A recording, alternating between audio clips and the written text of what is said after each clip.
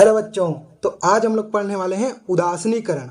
अब ये उदासीनीकरण होता क्या है, चलो जानते हैं। बच्चों, आप लोगों को याद होगा कि हम लोगों ने पिछले वीडियो में आम्ल और क्षार का क्रिया करवाया था। तो क्या बना था?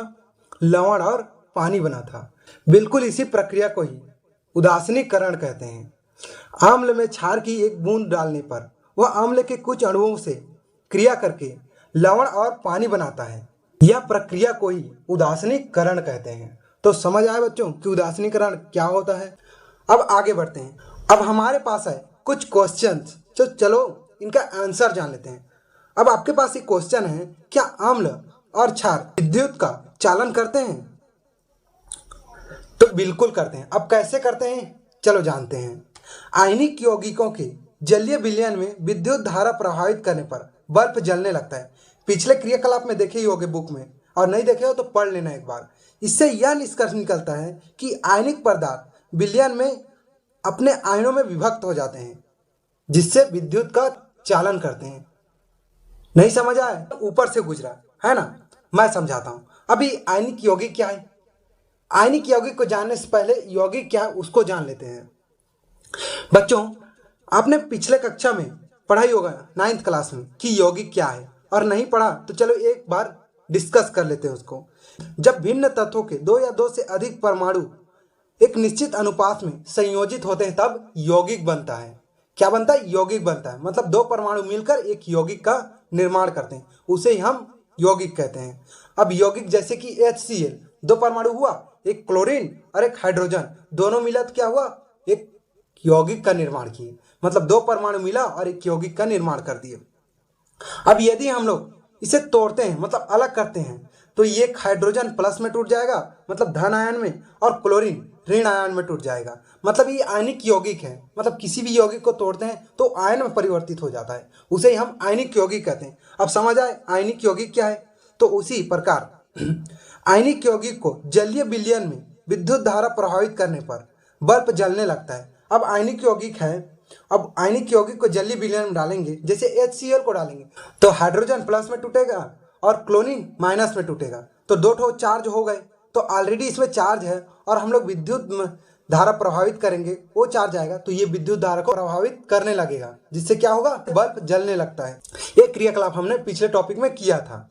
अब आपको पता चल गया कि आम्ल और क्षार में विद्युत धारा का चालन होता है। अब उसी प्रकार एक और टॉपिक देख लेते हैं, आयोनाइजेशन, मतलब आयनीकरण क्या होता है। अब बच्चों, आयनीकरण को जानने से पहले उसको किसने खोजा, किसने उसे दिया, उसके बारे में थोड़ा सा जान लेते हैं। तो इसको स्वीडन के वैज्ञानिक स्वांते अंगस्ट आर्नियस ने सन 1884 में उन्होंने अपने अवलोकन के आधार पर कहा था कि आम्ल और क्षारों में कुछ विशिष्ट गुण पाए जाते हैं।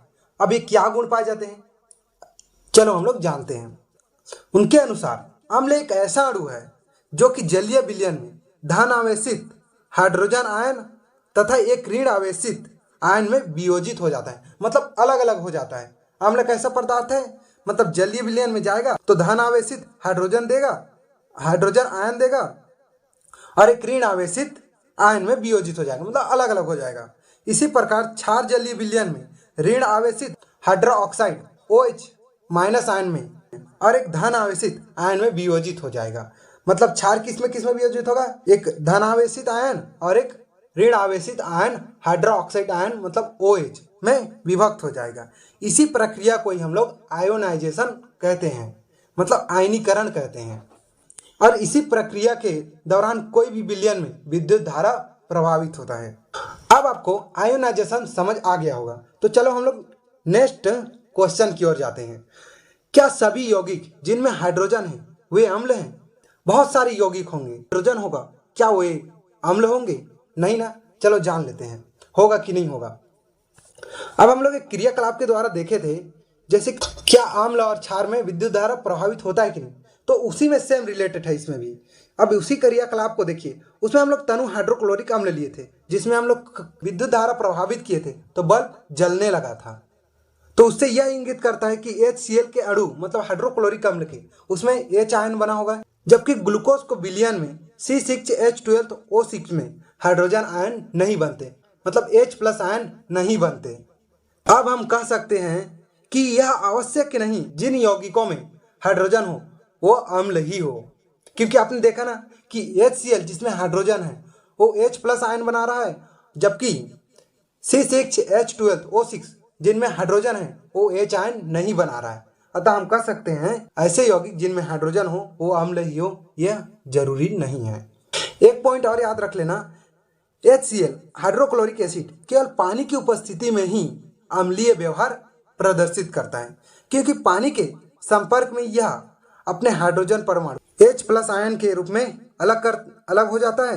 कुछ ऐसे यौगिक होते हैं जो पानी के संपर्क में आकर OH आयन हाइड्रोक्साइड देते हैं, यह क्षार कहलाते हैं, जैसे कि NH4OH, सोडियम हाइड्रोक्साइड आदि। अब हम लोग का बच गया एक लास्ट टॉपिक जिसको आप लोगों को याद रखना है बच्चों, 1 नंबर के परिभाषा में भी पूछ सकता है। बच्चों हम लोगों को नंबर को ध्यान नहीं रखना है, हम लोग को इस बात पर ध्यान रखना है कि हमें जानना है उस चीज को कि वो चीज होता क्या है।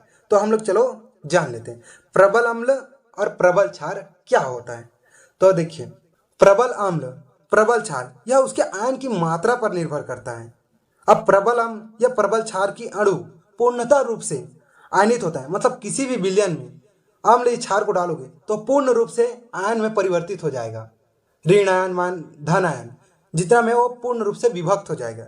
जबकि दुर्बल अम्ल तथा दुर्बल क्षार के अणु आंशिक रूप से आयनित नहीं होता है, अर्थात उसके कुछ अणु ही आयन के रूप में परिवर्तित होते हैं और कुछ बच जाते हैं, उसे ही हम लोग दुर्बल अम्ल या दुर्बल क्षार कहते हैं। आई होप बच्चों कि आपको आज का क्लास अच्छा लगा हो तो कमेंट्स में जरूर बताना, और नहीं समझ आया हो तो पूछना जरूर। आज के लिए इतना ही, मिलते हैं कल।